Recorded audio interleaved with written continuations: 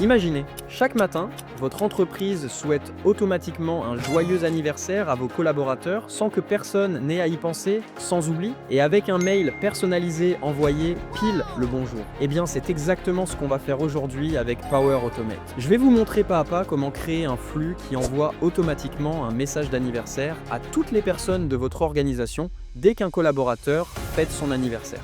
En prérequis, on a besoin d'un tableau Excel comportant le nom, le prénom, le mail, ainsi que la date de naissance de chaque collaborateur. Notre tableau Excel s'appelle Tableau Anniversaire. Ensuite, on va importer 12 images, une pour chaque mois, afin de les inclure dans le mail pour le rendre plus joli. Attention, pour le bon fonctionnement du flux, il faut absolument que dans chaque nom d'image figure le numéro du mois correspondant. 01 pour janvier, 02 pour février, etc. Passons maintenant à la création du flux.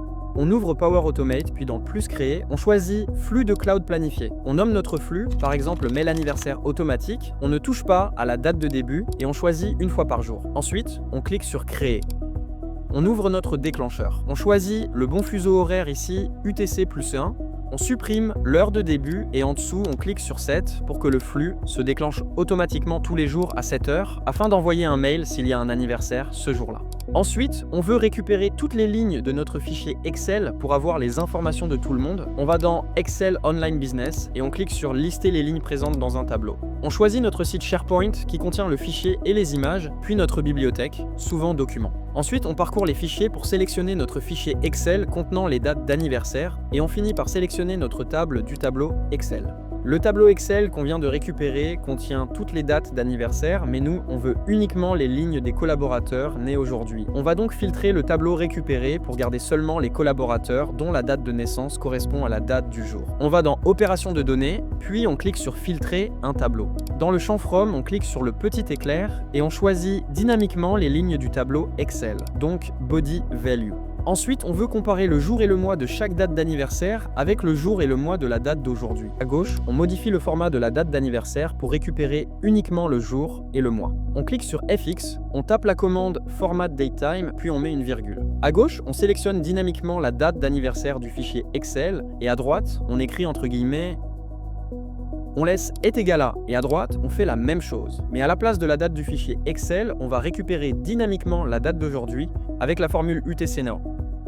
Maintenant, on va récupérer seulement le mois pour choisir la bonne image à afficher. On va dans Opération de données et on clique sur Message ou Compose en anglais. On renomme l'action Mois Image, puis on clique sur FX et on utilise la formule Format Datetime. À gauche, on met la date d'aujourd'hui et à droite, on tape MM. Si on est en octobre, le flux récupérera donc 10 et ira chercher la photo correspondante au mois d'octobre, celle qui contient 10 dans son nom.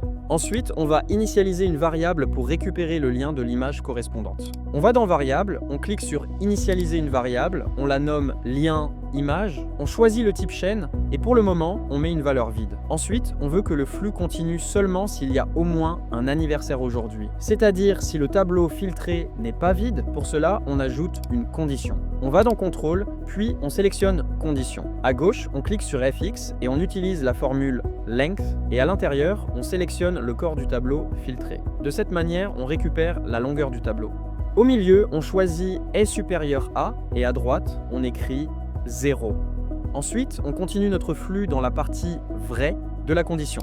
On va maintenant récupérer les fichiers images pour choisir la bonne. On va dans SharePoint, on sélectionne Obtenir les fichiers, Propriétés uniquement. On choisit notre site SharePoint ainsi que la bibliothèque. Dans les paramètres avancés, on coche Limiter les entrées au dossier et on sélectionne le dossier qui contient toutes les images. Ici, images anniversaires. Très bien, on a fait le plus dur. Maintenant, on va parcourir tous les fichiers que l'on vient de récupérer pour trouver celui qui correspond au mois actuel. On ajoute donc, dans Contrôle, une boucle appliquée à chacun. On sélectionne dynamiquement la liste des fichiers. Ensuite, on ajoute une nouvelle condition. À gauche, on choisit dans Obtenir les fichiers, le nom du fichier. Au centre, on sélectionne Contient et à droite, on écrit String pour forcer la conversion en texte avec à l'intérieur la variable mois-image. Et si la condition est vraie, on va mettre le lien de l'image dans notre variable lien image. On va donc dans Variable, définir une variable, on sélectionne Lien, Image, et comme valeur, on choisit dynamiquement le lien de l'image. Ici, Link to Item.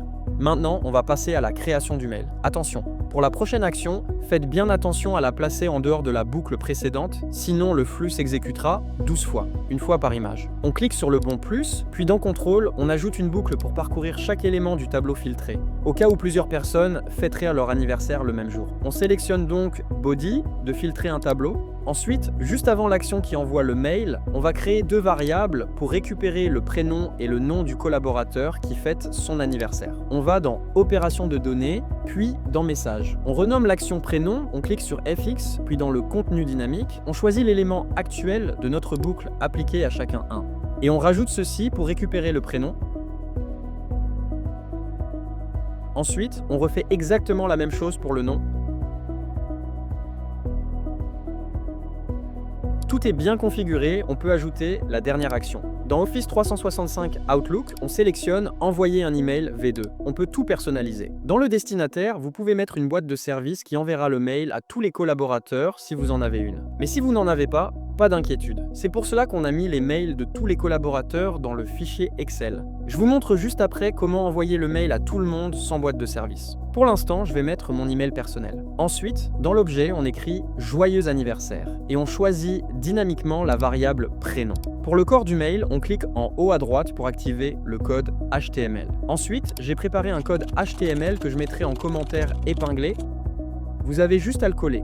Vous pouvez vérifier que les variables se sont bien importées. La première est le prénom et c'est bien la même que la nôtre. Si c'est différent, vous pouvez supprimer la variable et ajouter la vôtre comme ceci. Pour la variable lien image, si vous l'avez appelée différemment, vous pouvez cliquer dessus et la mettre à jour avec la vôtre. Enfin, la dernière variable sert simplement à récupérer l'année et elle devrait être identique pour tout le monde. Vous pouvez également modifier les deux endroits où il est écrit groupe Superben pour y mettre le nom de votre organisation. Et voilà, on peut désormais enregistrer le flux. Juste avant de le lancer, pour éviter tout problème de date, retournez dans Lister les lignes présentes dans un tableau, puis dans Paramètres avancés, sélectionnez Format date et heure, puis choisissez ISO 8601. Cela évitera les erreurs de formatage. On peut maintenant tester le flux. Cliquez sur Tester, puis sur Manuellement et Valider.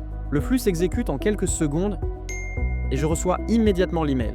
On retrouve bien le nom et prénom de la personne dont la date de naissance correspond à la date du jour, ainsi que l'image du mois d'octobre. Et si l'on retourne dans le fichier Excel, on voit bien que Maya Lucas est née le jour du tournage de cette vidéo, donc le 21 octobre. Maintenant, je vais vous montrer comment faire sans boîte de service. On va modifier la date de naissance de Maya pour changer, ainsi que celle de Roxane pour la mettre à aujourd'hui. Avec cette nouvelle méthode, tout le monde recevra le mail comme avant pour souhaiter un bon anniversaire à Roxane. Je vais modifier une adresse mail par la mienne car les autres sont de fausses adresses. Une fois que c'est fait, on retourne sur Power Automate et on clique sur Modifier. Dans l'action Envoyer un email, on supprime l'adresse mail actuelle, puis on clique sur Paramètres, puis Utiliser du contenu dynamique. Ici, on clique sur l'éclair et on recherche la valeur de la colonne email du fichier Excel. Cela crée automatiquement une boucle qui parcourt chaque adresse du fichier pour envoyer le mail à tous les collaborateurs. On peut maintenant enregistrer et relancer le flux. Et maintenant, si l'on retourne dans notre boîte mail, on obtient le mail souhaitant un joyeux anniversaire à Roxane, ainsi qu'une série d'erreurs dues aux adresses inexistantes. Mais avec de vraies adresses mail, tout le monde aurait bien reçu l'email. Pas mal, non? Grâce à ce flux, chaque matin, lorsqu'un de vos collaborateurs fête son anniversaire, tout le monde reçoit un mail automatique personnalisé. Fini les oublis et bonjour la convivialité dans vos équipes. Si vous avez aimé ce tuto et que vous voulez d'autres automatisations concrètes comme celle-ci sur Power Automate et Power Apps, pensez à liker, vous abonner et dites-moi en commentaire quelle autre automatisation vous aimeriez que je vous montre. A très vite pour le prochain tuto.